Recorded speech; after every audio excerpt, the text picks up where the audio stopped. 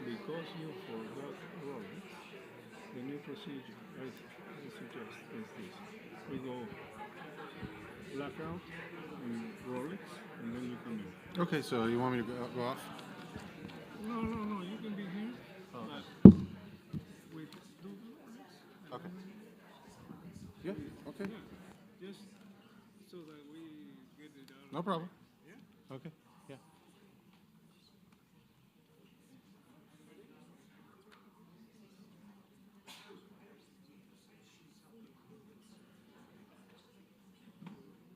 Yeah, of course. Okay. All right. Yeah, for sure.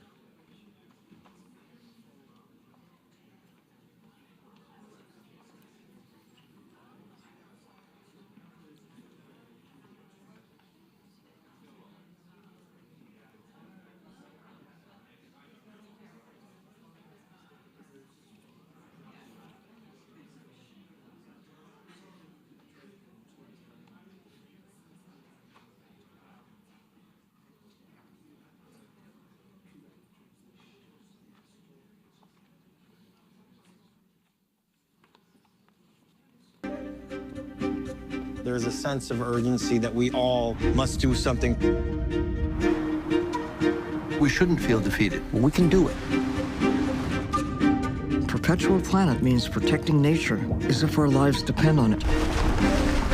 We have to keep hope alive.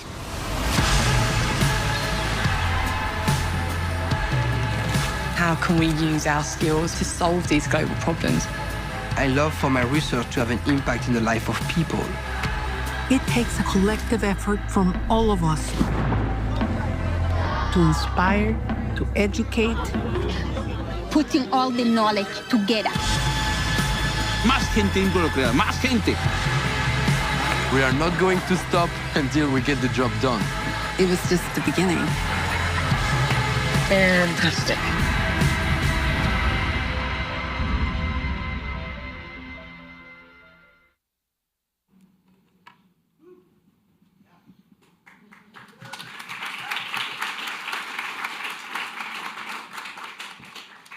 Good evening. Welcome to the Explorers Club. I'm Alexander Moore. I'm the chair of Climate Week here at the Explorers Club, and I also serve on the board of directors. In my everyday life, I'm a climate and health scientist and economist at Harvard and the Climate Change Institute and the University of Massachusetts. Tonight, this evening, by the way, how many of you have been here before? Not a lot. Well, the Explorers Club was founded in 1904 by people who wanted to bring the polar spaces back home and show the world what they were about, the fragility of these vital ecosystems. And in our mission since then has been to communicate science and tell people about places that are far and that not everybody reaches, but that are vital to our lives and whose ecosystems actually make our lives possible. And tonight is about that. We celebrate the achievements tonight in conservation and sustainability and scientific progress of the country of Colombia. Colombia is one of the most biodiverse countries in the world, motivating scientists and citizen scientists, most importantly, to explore her incomparably rich ecosystems. Colombia's people have been a partner and an irreplaceable part of this club. I can't tell you how many friends and colleagues we have here who are actually from Colombia. ProColombia, in particular, has been a partner of Climate Week for 3 years. We've been privileged to work together, to showcase the opportunities this special place and its wonderful people offer to those who seek to appreciate and study nature, wild nature, and indigenous knowledge and vital ecosystems. Colombia has turned the tide on rainforest conservation and recognized the fundamental connection between climate change and the decline of biodiversity, the number of species that are in each ecosystem. And they did so most clearly last year during the COP16 for Biodiversity conference that was held in Colombia. The more the climate shakes our fundamental ecosystems, the more species disappear from this planet. As species disappear, our lives, as species disappears, the framework we base our lives on, our routines, our everyday, also breaks down. Everything is connected, as you might have heard here before, and that's why we call it an ecosystem. The word ecosystem actually comes from the word home in Greece, oikos. It's the home system. To address and understand this crisis, you will see tonight, Colombia is leading the way in welcoming and supporting scientists on its shores, resulting in groundbreaking discoveries. And to tell you more about that and tell you about the partnership that we have had for now 3 years with this incredible country, I would like to introduce Maria Camila Castellanos, and who's the Executive Director of ProColombia in the United States, our partners and friends. Maria Camila has a few words for you.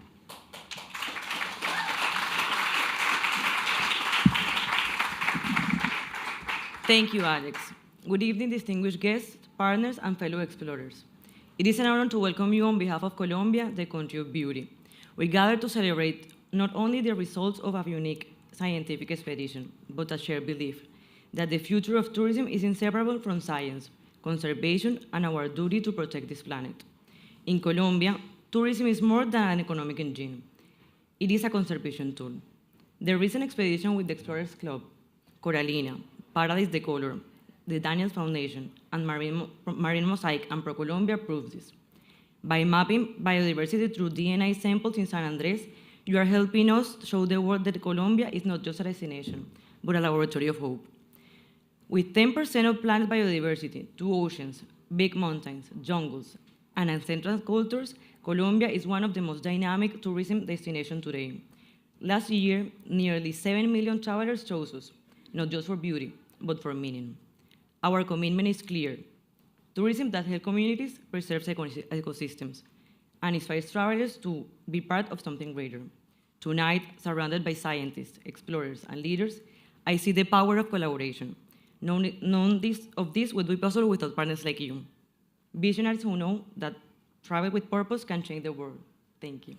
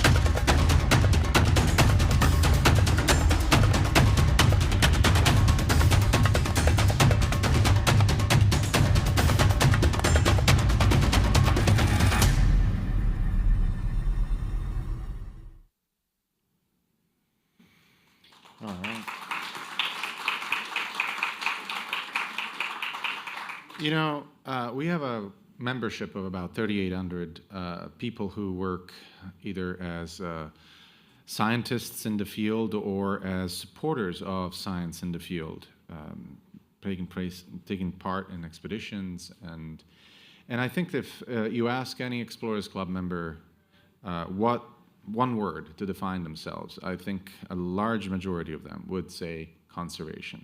Conservation is really what we want to do, to preserve nature. And I can't tell you how many of those members have been to Colombia to actually do that. Whether they're birders or wildlife photographers or simply climbers or are interested in expeditions to meet indigenous populations. I know that one of my friends, Alexia Borden, who I think is here, has done that in the Sierra. So, and of course, Wade Davis is one of our most famous ambassadors for this type of work. So I just wanted to emphasize the connection here that may not be completely apparent to those who are not familiar with the club. The next speaker will be Carolina Vanegas, the founder of Paradis de Colores, a regenerative tourism company on San Andres Island that combines diving, cultural immersion, and coral reef restoration to protect marine ecosystems and support local communities. Carolina made possible the expedition that you will hear about later on tonight, with her local expertise in this incredible place that is San Andres Island. Carolina.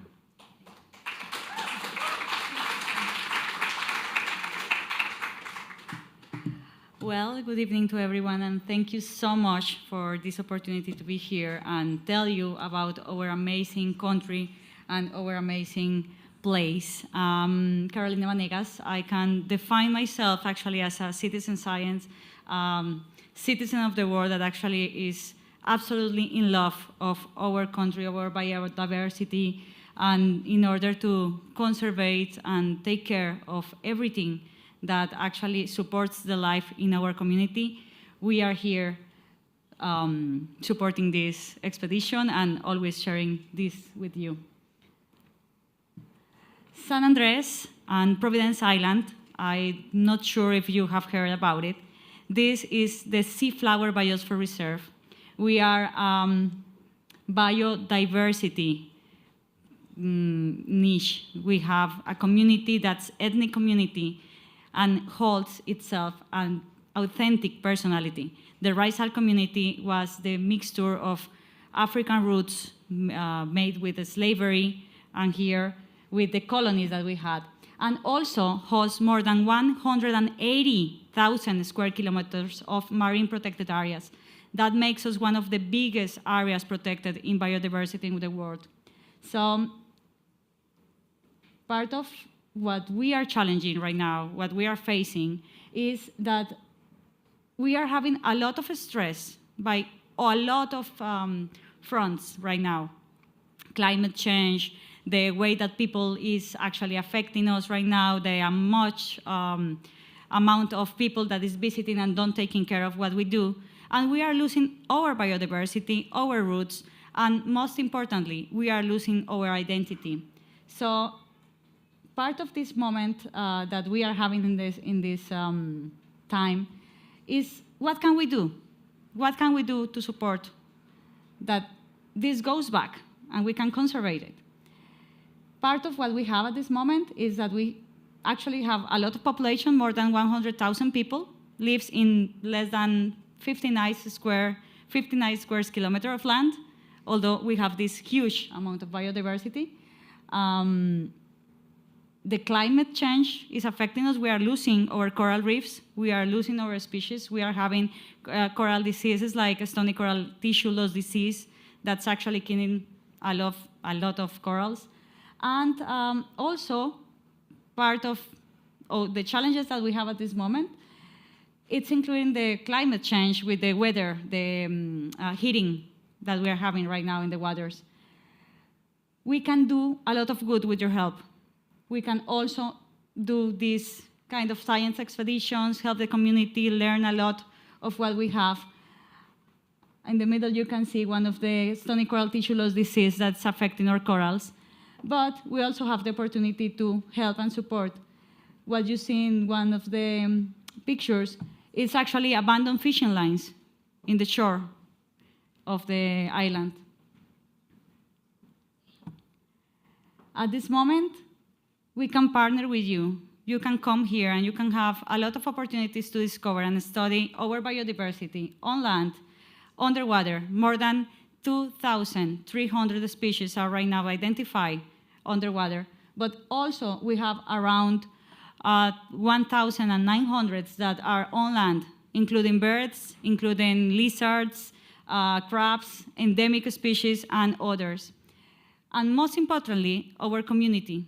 Our community has roots of like colonial times, since 500 years.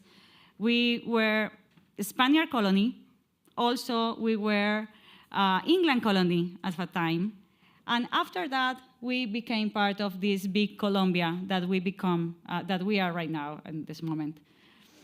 This is the opportunity for you to join and discover and explore this amazing place and join our community. We are kind of the most important part of this puzzle. The community that's actually taking care and being empowered for getting to discover and getting to know and know that this part of land, this part of water actually belongs to the community and is there for all us to take care of it and to protect and help the nature to regenerate itself. What I'm showing you here actually is one of our activities for underwater cleanups. We have been rescuing more than 2 tons of trash that has been there, of debris, underwater, with the help of community. In about 3 years, we were more than 1,000 people volunteering and doing this. We also host some programs of coral reef restoration there with the community and the science, and also the environmental corporations that protect our biodiverse and protect our seaflower biosphere reserve. The future actually is what we are hoping for you to be involved. We hope that you come and visit us. You put a little bit of your help that we need a lot, and actually help us to take care, help us to discover what else we have, help us to work with archaeology that we might have a lot that you may like forts and underwater wrecks. Very exciting because of our position in the Caribbean. It was actually one of the main areas for the roots during colony times. And help us. This is one of the things that we do. I am very pleased to introduce Sean, that actually one of the persons, well, he was the scientist that was with us at the expedition. For me, it was a pleasure to be able and help with everything organizing at the island, with the corporation, with the permits that we needed, and also the logistics. And it will be amazing to get to know more about you. Now? Thank you.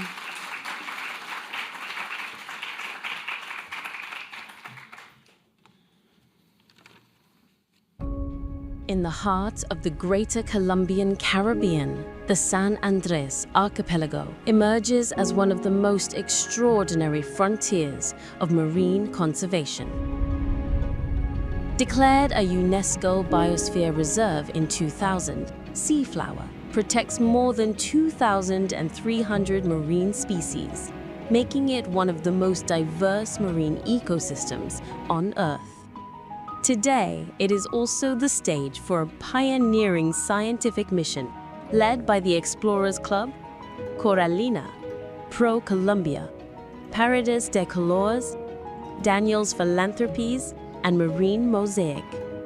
Over 6 days, the team collected environmental DNA and RNA from reefs, mangroves, seagrass beds, and coastal waters.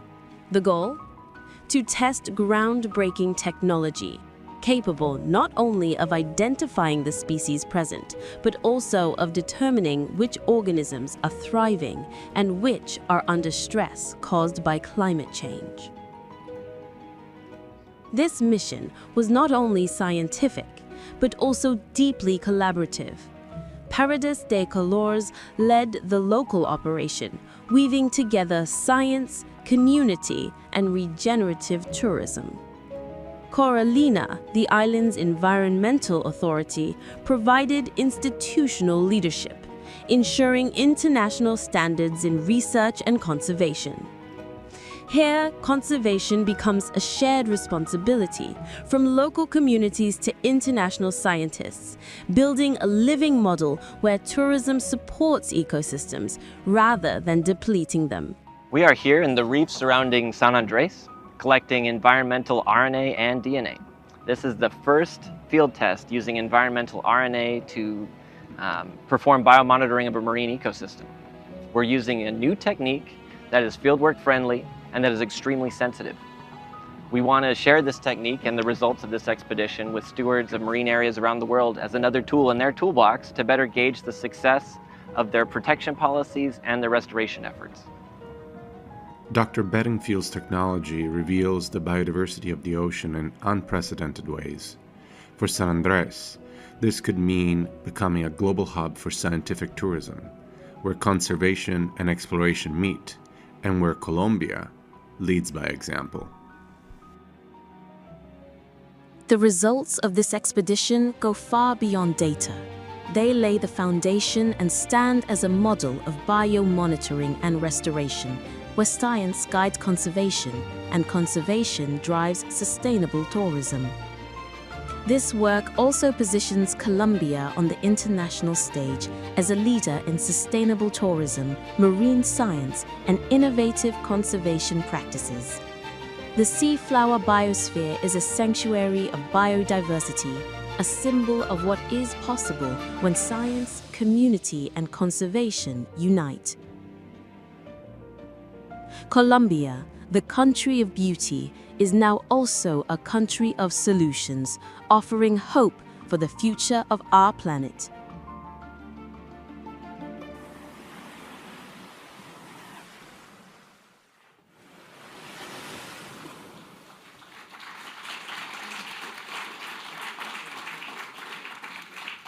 You may be wondering, okay, what's the connection to climate? If Sylvia Earle were in the room, she will tell you that every other breath you take comes from the ocean.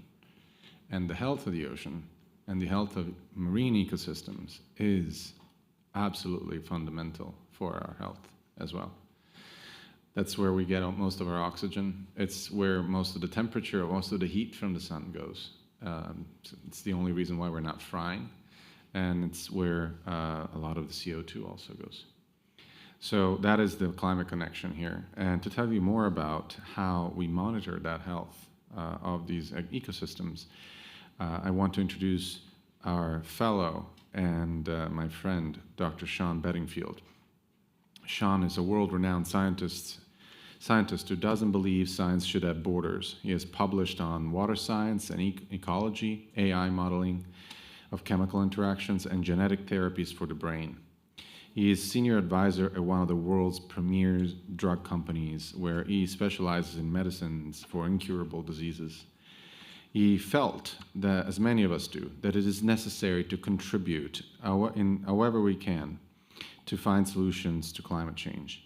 Most recently, with his flag expedition to San Andres, Colombia, he pioneered a new groundbreaking tool and discovery that will allow us to gather data to establish protected environmental areas worldwide. Here's Sean.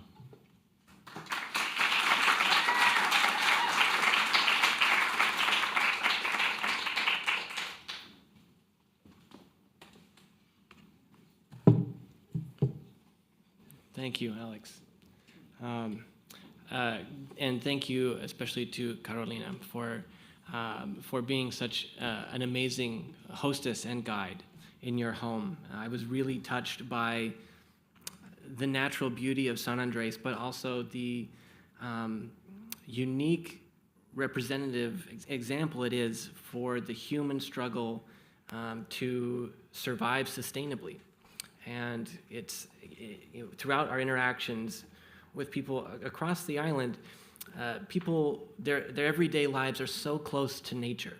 Their livelihoods are tied to tourism and to fishing, and they live in a place that is so vulnerable to extreme weather, and they have seen increases in hurricane activity.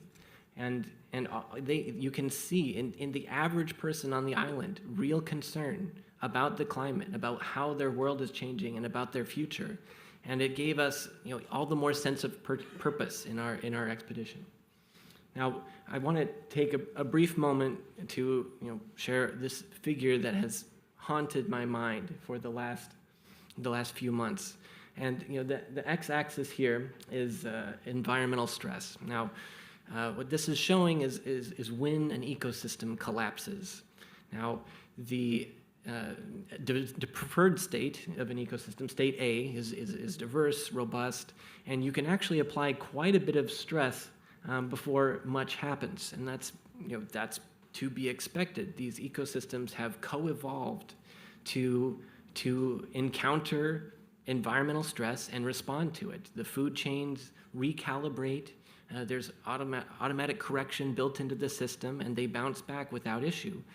But that self-correction is not absolute. It does come at a point, and when you apply enough environmental stress, you don't get a gradual linear decline, you see collapse. And what this figure shows is that and this is intuitive to some degree, when you have that collapse, you actually have to have the environmental stress far more alleviated before you can have a transition point to recovery for an ecosystem. And so this gap right here between the tipping point of collapse and the recovery transition point represents all of the extra environmental stress that has to be eliminated after an ecosystem collapses. Now, this may seem natural to you, that a stitch in time saves 9, and that's true. What's also true on the front end is that 20 stitches up here may not always be the best answer. So we live in a finite world with finite resources, and we can't apply infinite remediation efforts and policies on every situation. And so the goal of our work is to better identify how close we are to the tipping point of collapse, and to monitor that before collapse, save us resources in the short term by preventing that collapse, but also save us resources by applying them to the areas that really need it the most.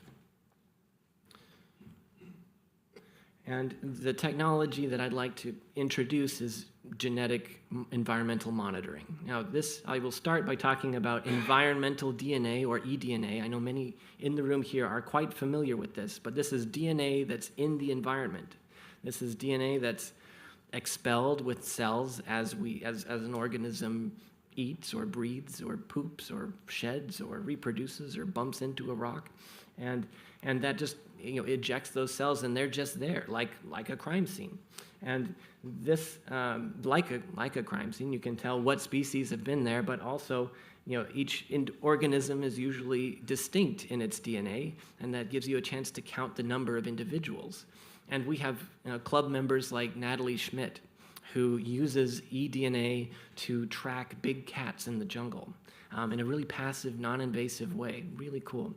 And she actually introduced me to a professor, Christoph Dieck, who does some amazing work in the Gulf of Alaska, where he takes large volume samples in transects in a grid pattern, and he covers over 250,000 miles.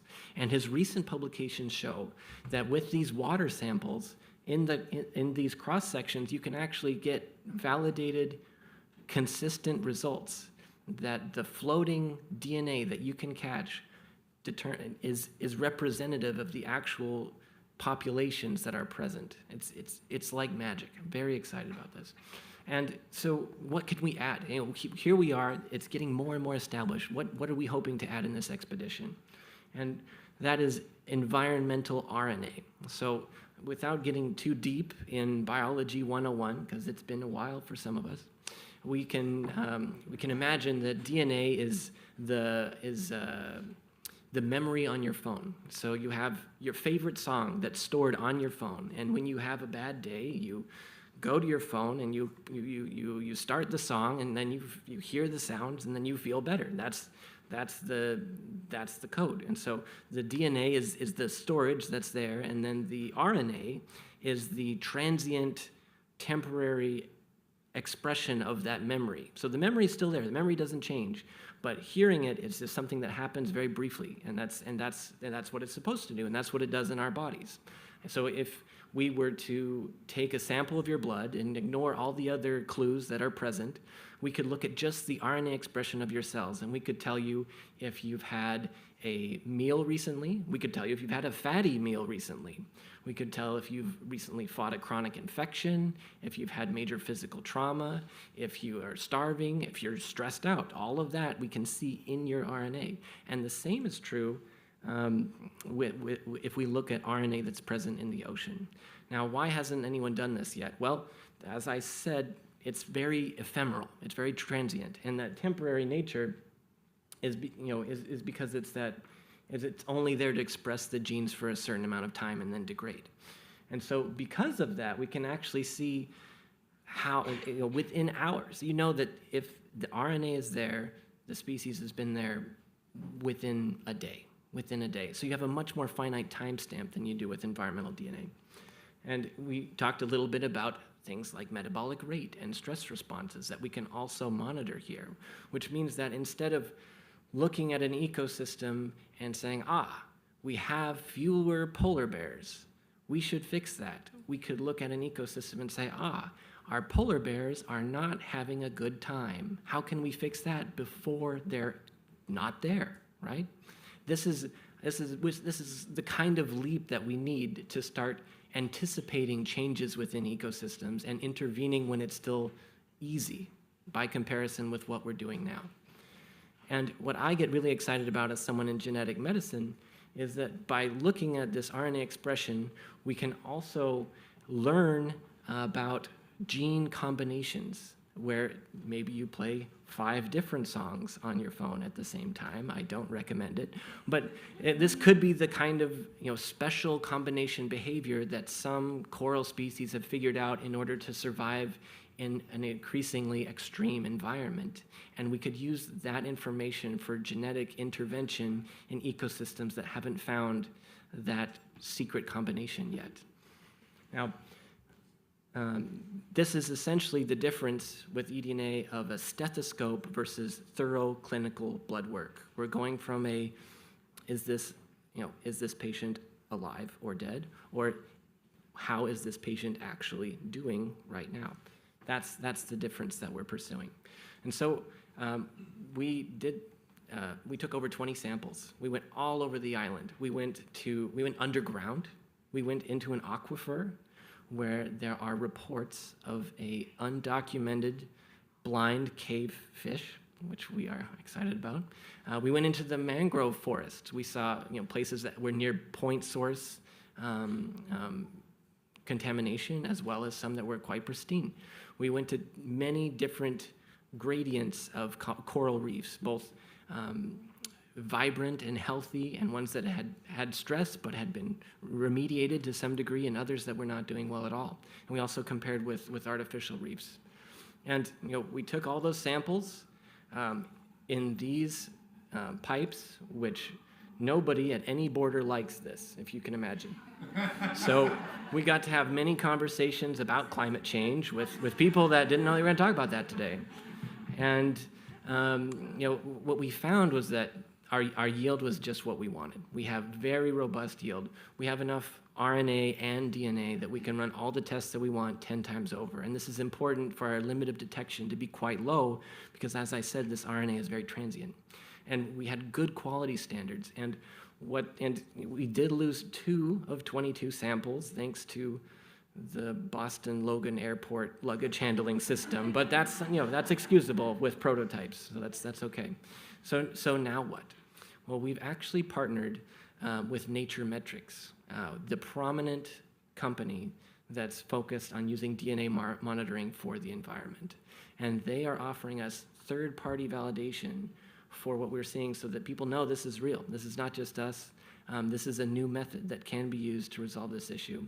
And then we're going to work with Coralina to inform what should be done possibly differently or continue to be done in San Andres, but also to publish what we found. That's part of our MOU, is to publish and share and to help other people incorporate these methods for their own work. And so with that, I'd actually like to introduce a brief video from Ruben Escarte, who is a great human being, a true believer in protecting the environment that he lives in, and that sent us a recorded video. He's representing Coralina. Thank you. La expedición científica realizada con Explorers Club supone para nosotros unos pasos pioneros en el desarrollo de este tipo de expediciones científicas que colecten datos fehacientes, robustos y que nos permitan a nosotros, a Coralina, como máxima autoridad ambiental del archipiélago, mejorar los esfuerzos para el desarrollo sostenible de nuestros ecosistemas y de la comunidad que vive en ella. Al desarrollar este tipo de eventos, comprendemos y entendemos las necesidades que hay a nivel mundial y a su vez somos reconocidos y vistos internacionalmente para poder desarrollar nuestra propia comunidad, nuestra propia ciencia, aprendiendo, por supuesto, colaborando y contribuyendo al desarrollo de la ciencia a nivel mundial. Nuestro papel importante aquí es ofrecer la plataforma del archipiélago de San Andrés, Providencia y Santa Catalina, un sitio megadiverso que tiene potencial de experimentación, de exploración y desarrollo de ciencia ilimitado, pero siempre de la mano con la comunidad étnica que se desarrolla dentro del archipiélago, la comunidad raizal.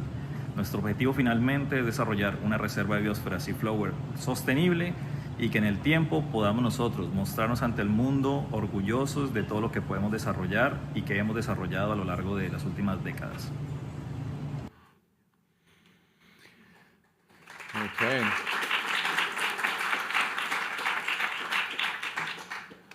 And now we are going to ask our speakers. We are missing one speaker, by the way. You must have noticed on the program we were scheduled to have Dr. Cristián Samper. And he is otherwise committed with President Macron. So we are understanding, and he will, as it is United Nations General Assembly Week, you all know that the traffic in New York City is a nightmare. So we hope to see him this evening, and we're going to push his remarks toward the end of the event, if that's okay with you all. And so I'm going to ask Sean and Carolina to come up and answer a few questions for us. You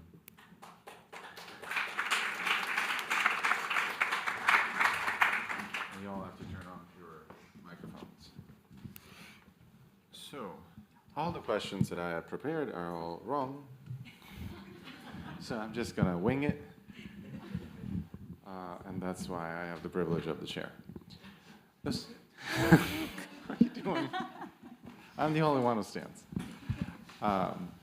So, yesterday morning, in one of the most unusual things that happened at the Explorers Club, I was sitting next to John Kerry, who you may or may not know was senator from Massachusetts, was also the first president I ever campaigned for, which just shows you what my political beliefs. And he was also the Secretary of State for many years, and a special envoy for climate change. And he was responsible for establishing the Ross Sea Marine Protected Area in Antarctica. Why is a marine protected area important? Because, again, it protects an ocean environment, and the ocean, if it is protected, it can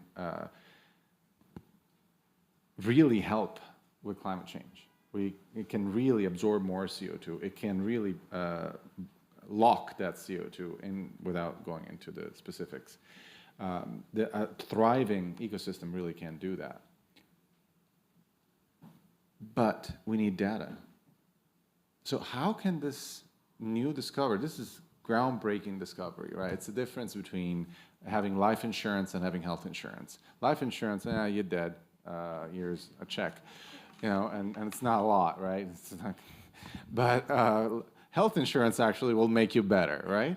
Sorry, I'm a health guy. I got to bring it down to that. Not yet a dad guy. Right, I'm not that guy yet. So how does this technology really provide that evidence that we need to establish these marine protected areas and provide and do what is needed as a climate solution? And both of you can answer. No, great, thank you, Alex. So this, all of this, from my perspective, feels very organic. This organic increase in the amount of genetic data that we have present. When I had a full head of hair, we used to pull. We used to get plasmid DNA for bacteria off of paper punches that we would send between universities. That was the old way of doing things, and it was all very artisanal. It was great. And since then, we're talking about running full sequencing on water. This is unreal. The exponential growth in our capacity to generate data has never been so high.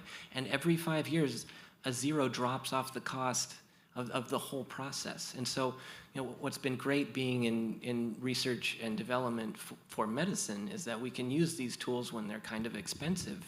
And then when that price drops, we can start to adapt them very quickly for environmental science, so that they've been used in lower resource areas and more ubiquitously.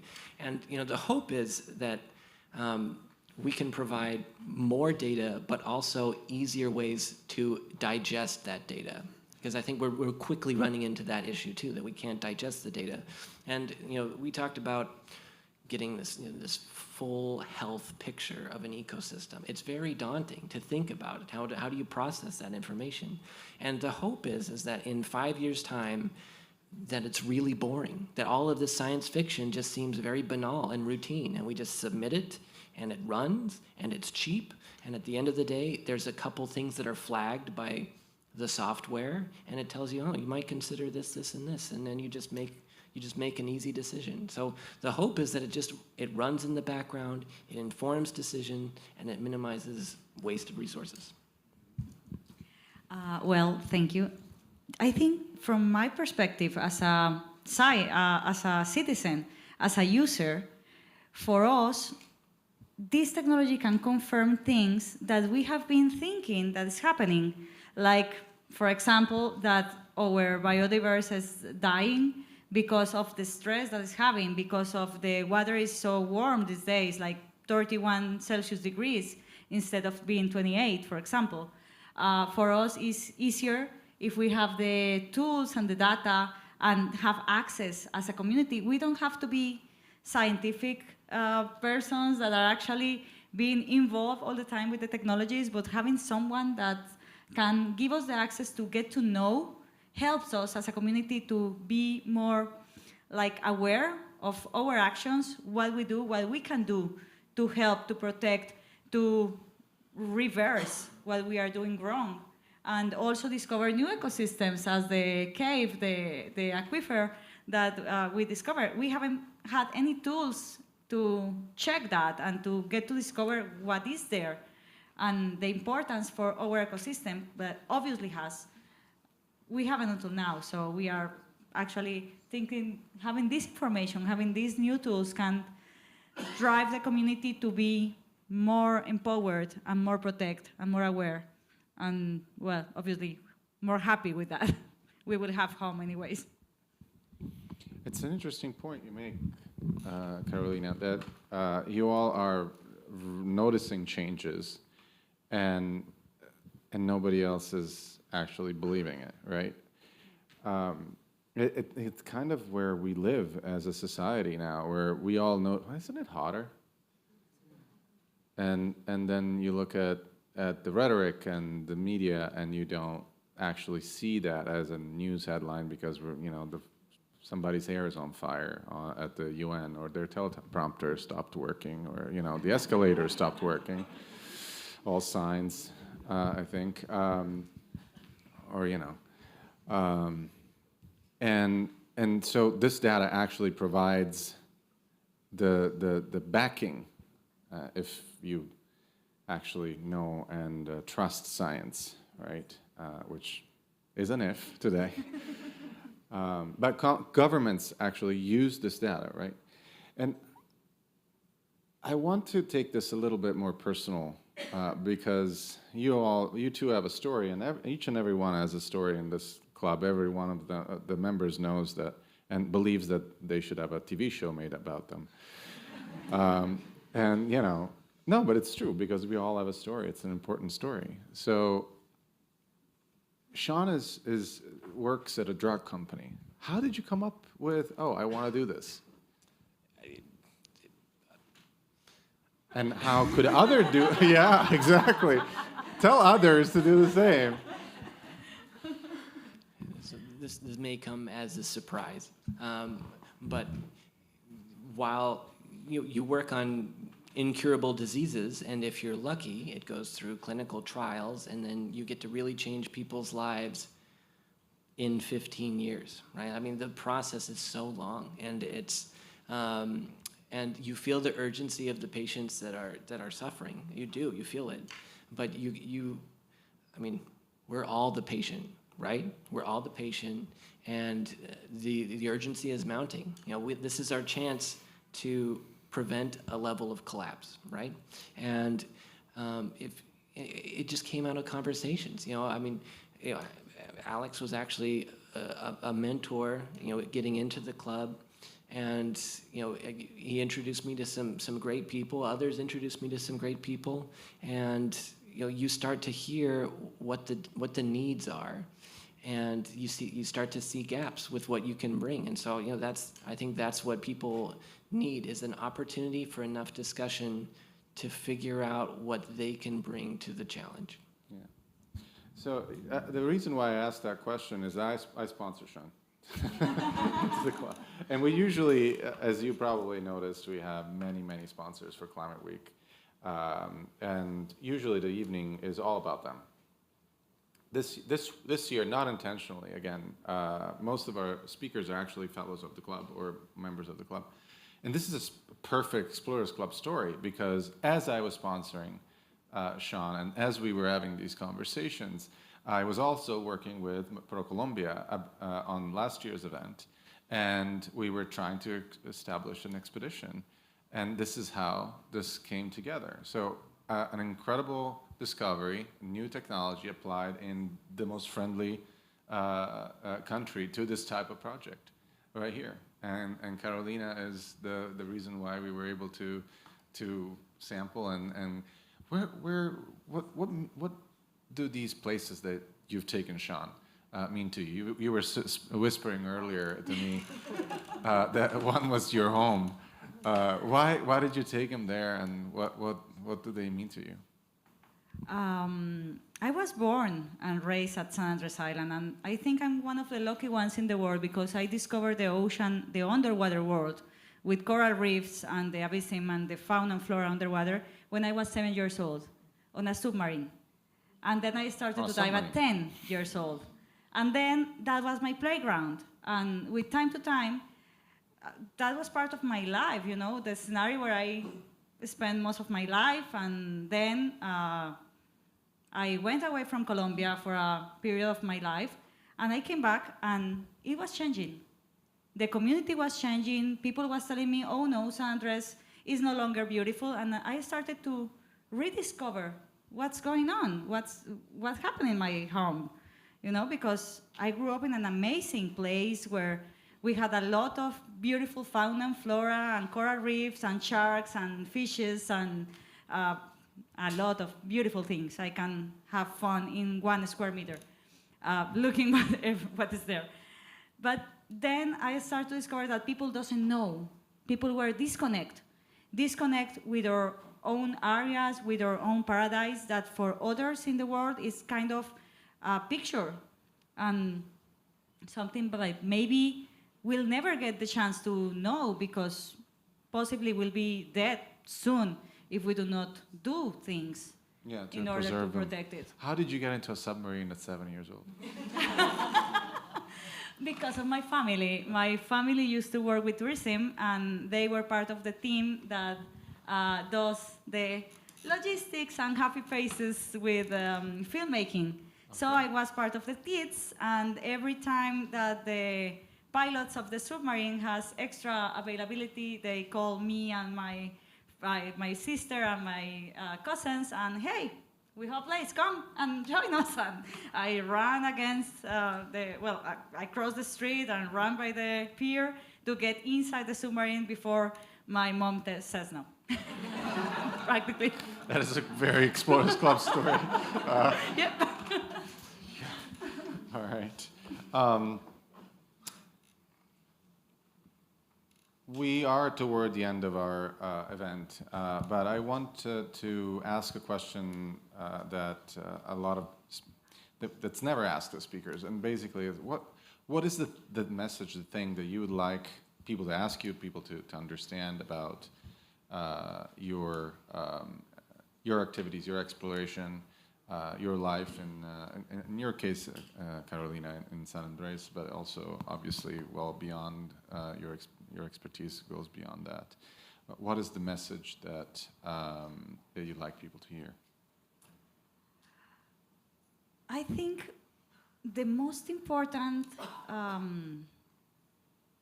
feeling that I can share with you at this moment is that in order to discover new things, you first need to understand what's going on in the community that lives in that place. What makes them live the way they live, the way we are understanding the surroundings that we have. Because usually people think that nature and science is disconnect with the community. But community has been knowing much more of that place or that thing that you want to discover during generations and generations, passing by the words of the elders to the youngers. And that knowledge actually is pretty important. And if you combine that, you can actually add all the knowledge, the techniques, the science, and the new technologies to get all that knowledge of ancestral knowledge on the communities that lives there together, and makes it easier and makes it much faster and efficient to create real changes. So get involved with the communities. Thank you. What a battle cry. No, it's true. No, you are just an inspiration. For myself, I've been on a journey, and I think we've all been on a bit of a journey since COVID, really, where we felt like a rug of how the world worked got pulled from under us, right? And since then, it's been a lot of, we've been dealt a lot of weird hands year after year, and they just keep getting weirder. And it was only about 2 years ago that it really just hit me that you have to play the hand that you're dealt. And you either walk away from the table or you play your hand. And there's no other table. This is the game. And I think that's, I hear the messages of hope that we heard this afternoon. We just gave me chills. And I just feel that this is the good thing that comes out of Climate Week. It's more gas in the tank to play your hand, do your part, see what can be done, get creative, and regardless of what else is happening, you've only got your hand to play, so play it. Wow. Okay, I would end right there. But I would like the audience to have a chance to ask you some questions, and then if Cristián makes it, then great. Otherwise, we'll go to the reception and have some fantastic food. And if he makes it, then we'll do it then. So if you have any questions. Amazing presentation. Thank you so much. I guess I wanted to know what were some of the surprising finds from the eDNA and the RNA, in addition to what you've told us already. Just if we could go a little bit more into the detective story. So we are in the process of everybody signing on to be officially, believers in the results. So we are like 7 signatures away from disclosing specific data. But I will say, it's the nature of important things, right? But I will say that I had DNA and eRNA as a pyramid, right? And what we, it's pretty apparent that that DNA is more inclusive than RNA, which makes perfect sense, right? This is the kind of indicator that we're looking for of having real quality. That if DNA lasts longer, there should be more of it. There should be more of it present. There should be more of it from different species, and then your RNA should be a subset of that. And so that's the first real strong indicator that we have something that makes me excited. So you had confirmed your expectations, basically. In that regard, yes. Other questions? Oh, I can't see anything. I'm sorry. The lights are right in my eyes. Hi. First of all, hi, Carol. Uli from Reeves. I'll come say hello later.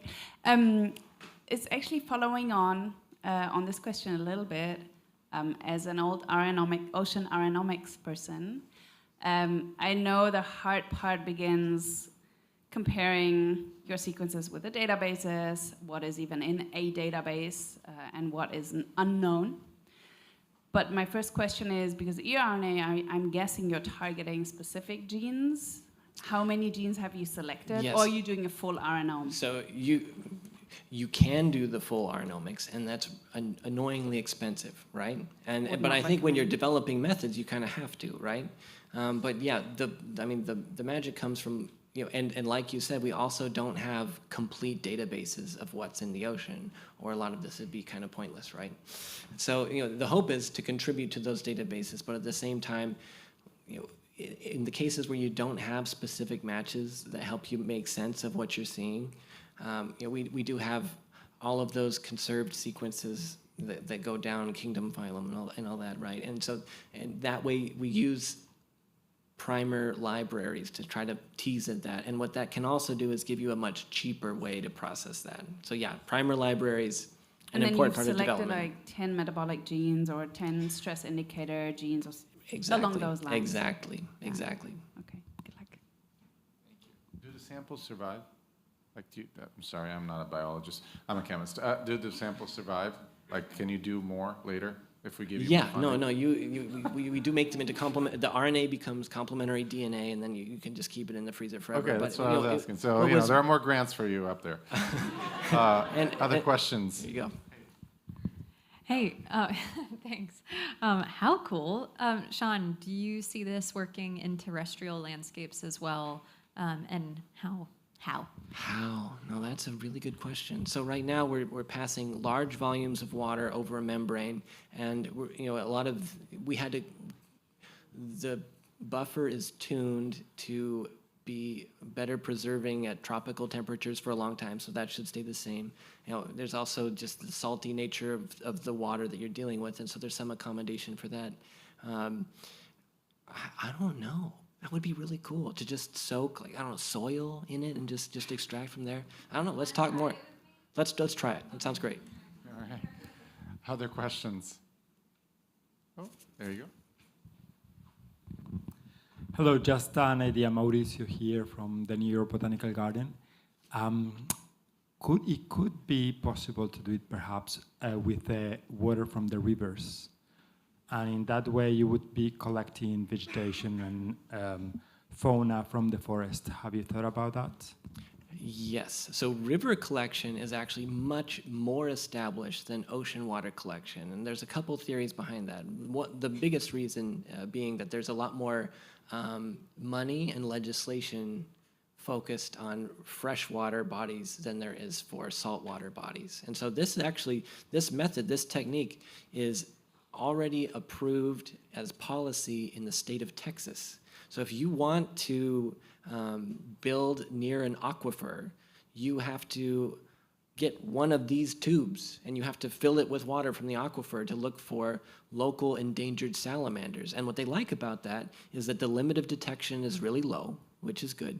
But also looking at the RNA instead of the DNA, when you're working with aquifers, you don't know where the water is going. And so knowing that the RNA is right there means that it's very local, that those salamanders are local, and that's why the state of Texas likes this method. Other questions? Okay.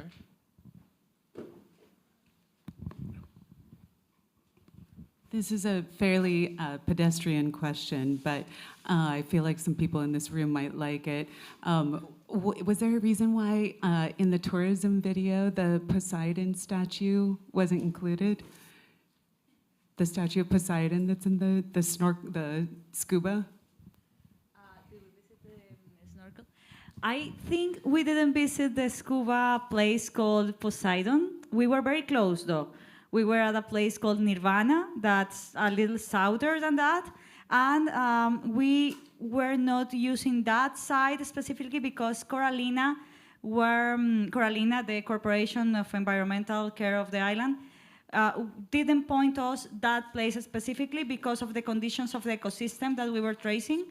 We were tracing some ecosystems that were in healthy state, others under restoration, others degraded, and also some ecosystems of sand, seagrasses, the marine protected area in the north of the island, the Johnny Key area, that's an also blue flag and protected island, and the mangroves and others that were kind of in danger. But those places were not the Poseidon statue place. We also did want to test there because we were afraid of divine intervention. Hey, I'm Carl from Positive Change for Marine Life. I'm just interested how you integrate the community into this work. Do you have some examples of how this engages communities in what is very technical work at a level that then benefits the community, potentially creates livelihoods and opportunities? Thanks. I'm sorry, can you repeat, please? How do you engage the community? How did you engage the community? How did the community come and work with you when Sean came to do the work? Okay. Every single part of the expedition, all the logistics were made by local community. The Marines that were doing the boats, the people that were doing the food for us, the people that were here there helping us in every single stages, where to go, what do you find before, what do you know about the areas. So they were involved, and they were also learning about how to set the technology with Dr. Sean. So that's how we involve the community. Since the minute the people arrive and it gets to the island, till the moment we are doing all the activities in the expeditions, the logistics, and also at the end where they learn about the technology and the different things. It's like the constructions of abilities for them. That's how we did. Yeah, and just as the last thing, the sites were selected by the local governing group. I mean, we sat down with them and what do you want to see? What adds on to what you're doing? We don't want to reinvent what you're doing. We want to add to your research that's already happening. I think that's vital. And I should add also, the entire thing was evaluated by a third-party foundation, the Daniels Foundation. We have a representative here in the second row that should stand, but she's not going to do it. She's right there. And so we thank the Daniels Philanthropies for doing that, who was actually founded by a member of the club. But I am delighted that Dr. Cristián Samper just walked into the room. So we're going to do a flag return. This is a thing that the Explorers Club does. Our flags are not planted. We don't mark any territory when we go anywhere. We only leave footprints at most. But our flags that you see all around here have traveled from the Arctic to the Antarctic, below water, above water, the Everest, everywhere, including the moon. There is one somewhere here from Jim Lovell, who just passed. It's been being, of course. It's usually here. This is the Kon-Tiki flag. And so each flag has a story, and it has been to, on average, 30 places. And we have one for this expedition, because it was an Explorers Club flag expedition, and we will now do the flag return, which is basically just Sean giving it back to us. And because I'm a board member, I'm going to ask Natalie Cash, who is also a board member, to come up and receive the flag from Sean Bedingfield. So we're just going to take a picture.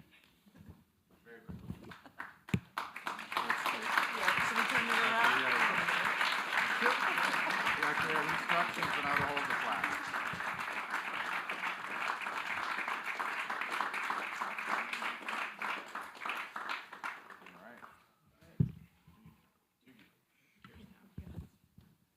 Don't lose it. Okay. And now, last but not least, if I can find my pages. Gotta go back in time.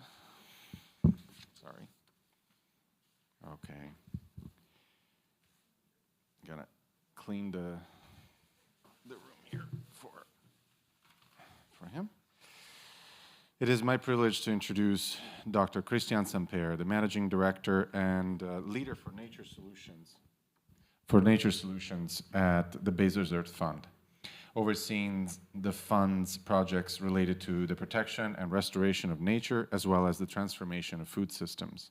Prior to joining the fund, he served as President and Chief Executive Officer of Wildlife Conservation Society for a decade, from 2012 to 2022, carrying out long-term field research and conservation programs in more than 60 countries.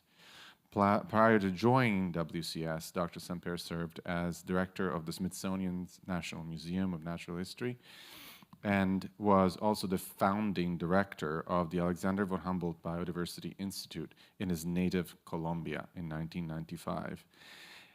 He served as chair of the Science Advisory Board of the UN Convention on Biological Diversity and was one of the leaders of the Millennium Ecosystem Assessment. He is a member of the Council on Foreign Relations and a fellow of the American Academy of Arts and Sciences, and if I have my way, a fellow of this club, future fellow of this club.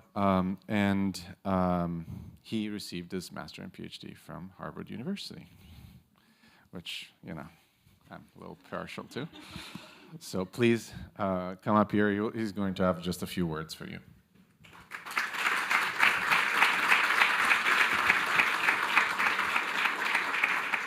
Does this work? Yeah, okay. Well, thank you, Alex. Thanks for those kind words. I had no idea I did all that, but okay. And thank you. It's great to be here. I am so sorry I'm very late. As you know, there's something going on here in New York called the UN General Assembly. And I had to walk here, so I'm a little bit drenched.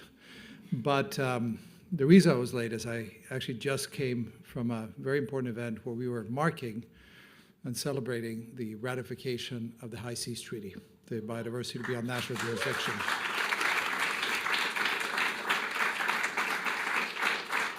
And I'm happy to tell you that as of half an hour ago, well, for those of you who are not very familiar with this, since I know we were talking about oceans, you know very well that 65% of the oceans of the world lie beyond national jurisdictions.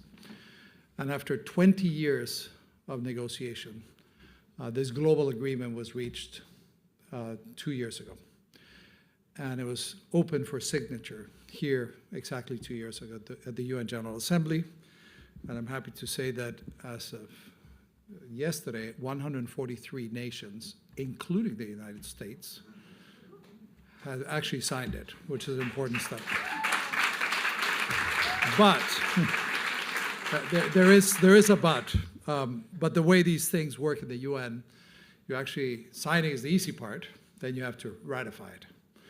And that means it has to go to Congress. So the United States has not ratified it. But the important thing is, as of half an hour ago, 69 countries have ratified it, and the threshold to have it enter into force is 60 countries. So the High Seas Treaty will enter into force January 17, 2026.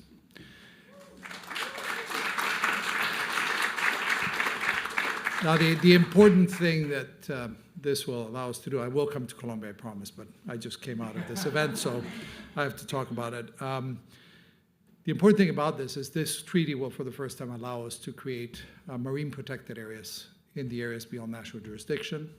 It will allow us to really regulate what's happening in these places. It will also regulate the access and benefit sharing from genetic resources in the ocean, so all the issues around environmental resources. As you know, the Convention on Biodiversity was signed in 1992, ratified it 4 countries, but this will actually cover the rest of the planet. So it's an incredibly important moment for all of us, and I think we can really do this. And I'm happy to say that Colombia is one of the countries that has signed it. I actually don't know if it's ratified it. I need to find out. But many others did. And at this event, we were with President Macron and a whole bunch of other heads of state that were doing it. So it's a very important milestone. And I just want to say it's a great day for the ocean. And my one plug is, at a moment when there's so much question about the value of multilateral institutions and the world coming together, given what we're living through, showing the world can actually come together around an instrument like this and say we're going to work together to protect, to study, to understand the high seas is something really important. So that's my plug for high seas and the reason I was late. Now, I was asked just to make a few remarks. As Alex mentioned, I had the great privilege of growing up in Colombia. As a young kid, I spent time in the Andes, hiking, climbing, collecting. I had a very patient mother who allowed me to bring all kinds of bugs and plants and things and stow them away. Patient parents that supported me in studying biology. And fast forward, when I finished my PhD, I went back to Colombia in 1992, which was exactly a year when the Earth Summit was happening, and the world came together and adopted the Convention on Climate Change, the Biodiversity Convention, and their certification. And there's a very interesting moment to come back because Colombia, this mega diverse country, was suddenly figuring out what do we do about this. And let me give you one statistic before I forget, sort of to put this in perspective. Colombia covers about 1% of the surface, the terrestrial surface of the planet. And in that 1%, there's about 10% of all the known biodiversity. So it is an extraordinary statistic, and yet there's so much we still don't know. So the moment when we had the world come together and say this, Colombia said, what do we do about this? And how do we implement it? At that point, the environmental issues were being dealt with by a department within the Ministry of Agriculture. And there was a real question, conflicts of interest and many other things. And Colombia was very forward-looking, created a Ministry of the Environment, a set of what are called regional environmental autonomous corporations, and very importantly, a set of research institutes, because several of us, and I was one of the people who was fortunate to be part of this, said, we need science to inform policy. And that's something I still believe to this day. We really need a lot more of this. One of those institutes was the National Biodiversity Institute of Colombia, which we decided to name after Alexander von Humboldt, as you know, the great explorer, German explorer that arrived off the coast of Venezuela in 1799 and spent 5 years surveying the Americas, ended up in Washington, and did some incredible work in the first documentations. Many would say the father of modern ecology. So we figured it was the right thing to do. So we created this institution, which has the mandate of documenting and providing the science to conserve and use the biological diversity of Colombia. There's also a marine research institute called INVEMAR, which was also created or modified at that point, which is in Santa Marta. And there was a group of research institutes that were really brought together to inform this work. And I had the great privilege and absolutely no knowledge or real qualifications at that point when I was 29 years old to be appointed as the first director. I'm very lucky to hire a great team of people to work on this, as you always do, and really set forth with what in some ways has been the most rewarding job of my career, which is dream big, really try and do something. And Colombia was your canvas. You could basically go anywhere in Colombia to try and do this work and really understand it. We did expeditions. We put out the first map of ecosystems. We did an extraordinary amount of issues at a time we did not have the tools like the informatic technology, environmental DNA, so many other tools that we have these days. Fast forward, this year is the 30th anniversary of the Alexander von Humboldt. It's being celebrated this year, and I'm very, very proud of the team that's continuing to do this work, as well as INVEMAR and many of the other organizations. But we still have, and we've come a long, long ways. Colombia's really, just to give you an example, since the time we started, we have doubled the protected areas of Colombia, which has now exceeded 30% of the country set aside in protection, including the marine areas, which is something very important. But we still have a huge amount of work to do, because to be honest, we still don't know what's there. And that's what was important about expeditions like this, because you can actually go there. We need to take the new tools, take the incredible capacity of the Colombian universities and institutions, the partnerships with American institutions and everyone out there to really understand what we have in Colombia, how it's doing, and how we can use it, because that's another important issue. I've always claimed that the biodiversity of Colombia is the single greatest asset of the country. And yet it's like having a gigantic library where every day you're taking a book, ripping a page off, burning it, throwing it away, before we've even had time to read it. The good news is we now have the tools, the information, and the ways to document it, to study it faster, better, cheaper than we ever have before. And just to finish on one little note, I was just in the Amazon in Brazil a couple weeks ago, and one of the things we're doing is figuring out how we can bring all the latest technologies that we have at our disposal, including some ones I believe you heard about today, but I missed the panel, but I read a little bit. I saw some of the notes. But to really figure out how we can document and understand the changes that are happening, especially nowadays, in view of the impacts of climate change. And we've got an incredible new generation of satellites that's giving us hyperspectral data. It's allowing us to really monitor every place. As a matter of fact, this week we're launching that we're supporting out of the Bezos Earth Fund called Global Nature Watch. Some of you are familiar with something called Global Forest Watch, but it will basically allow us coverage of every place of the terrestrial surface of the planet, every ecosystem, for free for anyone in the world at a scale of 30 meters. So this is the kind of providing this information will be critical. We have incredible tools like bioacoustics, where there's a whole revolution happening, environmental DNA. The tools are empowering us to do this faster, better than ever before. So I think we have a whole new century of discovery and exploration, and I really hope that we can use the science and the capacity of the scientific institutions, the universities, and many others to really inform this and to be better stewards of the biodiversity of a country like Colombia, which I'm very proud to call home. So thank you for the Explorers Club. Thank you for everything you're doing. It's a pleasure to be with you. And thank you for allowing me to join the celebration of this expedition. You're not done yet. We wanted to present you with a memento of your 30-year anniversary of the foundation of the Institute on this occasion. We know that it's this year. Thank you. Thank you very much.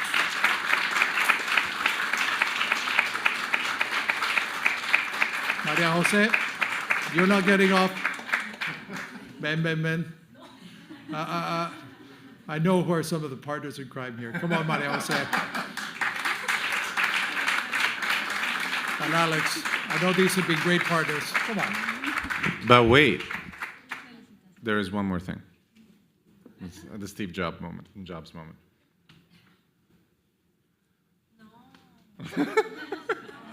I didn't do it. So yeah, as a matter of fact, while you're here, Maria Jose, from the ProColombia team, we want to give a special recognition to Maria Jose Baguara. She's been leading the promotion and changing the image of Colombia here in the United States for over a decade with passion, with lots of love towards the country, lots of love towards tourism, sustainability, conservation. So we wanted to give you a special recognition tonight.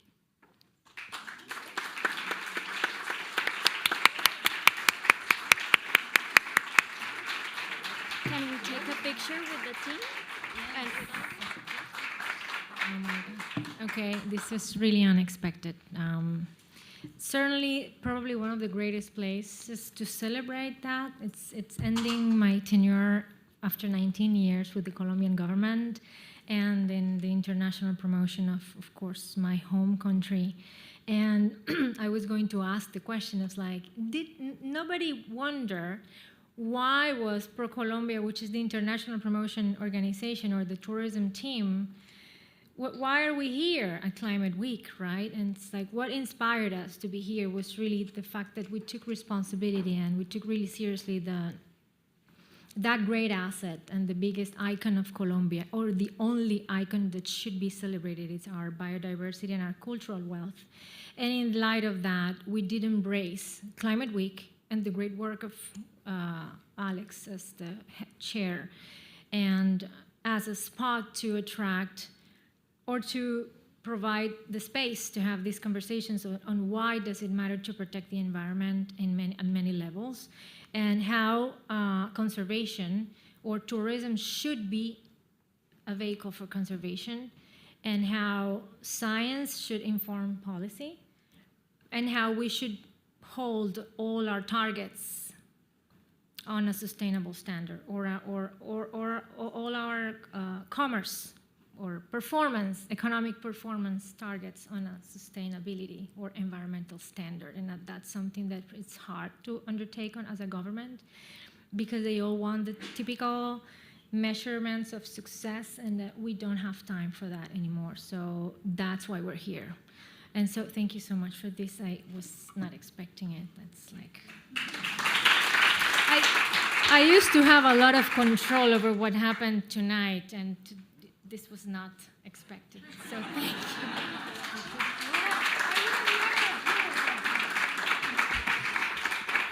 you. We do on the fly very well here. This may seem all choreographed, but we're actually winging it. Thank you so much for joining us. Please check out our program for the rest of the week. Tomorrow is totally sold out, I'm sorry, but you can come and watch it on the screens if you're a member. But Thursday, we will have an incredible event at 7 p.m. with, again, to celebrate urban wildlife, with top photographers who have been published in the New York Times, and to pioneer new policies and laws to protect urban wildlife and green spaces as a nature solution to avert climate change and prevent heat islands. You love it. We're going to talk about the coyotes in Central Park. We're going to talk about all the owls in Central Park. You're going to love it. There is a new barn owl in Central Park. I know you're all out there. I know you go and check. And then Friday, of course, we have the top environmental writers in the United States talking about how to write for nature. Thank you for coming. There's a reception afterward. Take care.